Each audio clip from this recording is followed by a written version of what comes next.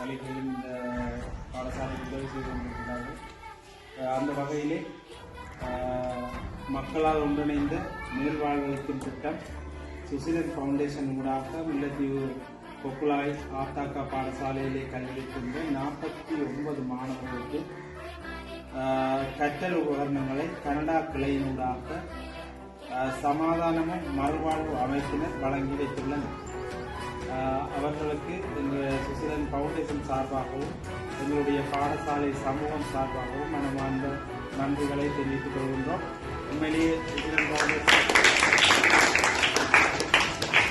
நிறுவனமானது எங்களுடைய பாடசாலையோடு நெருங்கி இருக்கின்றது. கற்பித்தல் செயல்பாடாக திறமைந்த மாணவர்களுக்கான மேலதிக வகுப்புக்காக பணம் வழங்குகின்றார்கள். ஏற்கனவே இந்த சாதனைகளை வழங்குவதற்காக உதவி செய்கிறார்கள். அந்த வகையிலே இப்போ உங்களுக்கு கற்றல் உபகரணங்களை வழங்கி வைப்பதற்காக உதவி செய்திருக்கிறார்கள். உண்மையிலே மிகப்பெரிய பணி. எங்களுடைய பாடசாலைகள் எல்லைப்புறமாக இருக்கின்றது. நகர்ப்புறத்திலிருந்து தூர தேசத்தில் இருக்கிற பாடசாலை, நிறைய குடும்பங்களை கொண்ட பாடசாலை.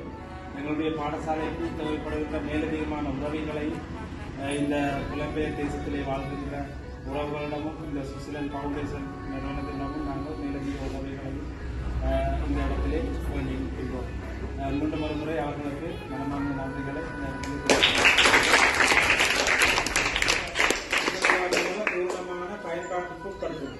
சரியா, கொஞ்சம் இந்த சுற்றியெல்லாம் நாங்கள் மேலதிகம் உங்களோட படிப்பை ஊக்குவிக்கிறதுக்காக சரியா கொண்டே அங்கே அடிப்படையாக பயன்படுத்தி உங்களோட கற்றலையும் ஒரு மாற்றத்தை கொண்டு வந்தால்தான் அந்த உதவி செய்கிறவர்களுக்கு அதை திருப்தியாக அமைக்கும். சரி, அனைவருக்கும் வணக்கம். மக்களால் ஒன்றிணைந்த மீன்பாடுகளுக்கும் திட்டம் சுசிலன் ஃபவுண்டேஷன் மூலமாக முல்லைத்தீவு கொக்குலாய் அரசியல் கணக்குகள் பாடசாலையில் கல்வி படிக்கும் 49 மாணவர்களுக்கு கற்றல் உபகரணத்தினை கனடா கிளையினூடாக சமாதானமும் மறுவாழ்வும் அமைப்பினர் வழங்கி வைத்துள்ளனர். அவர்களுக்கு சுசிலன் ஃபவுண்டேஷன் ஊடாகவும் பாடசாலை மாணவர் சார்பாகவும் நன்றியை தெரிவித்துக் கொள்கிறேன். Hello everyone. Through Susilan Foundation, we have donated school equipment to school students in Kokulai, Mullaitivu area. Through fairs and rehabilitation organization from Canada. Thank you.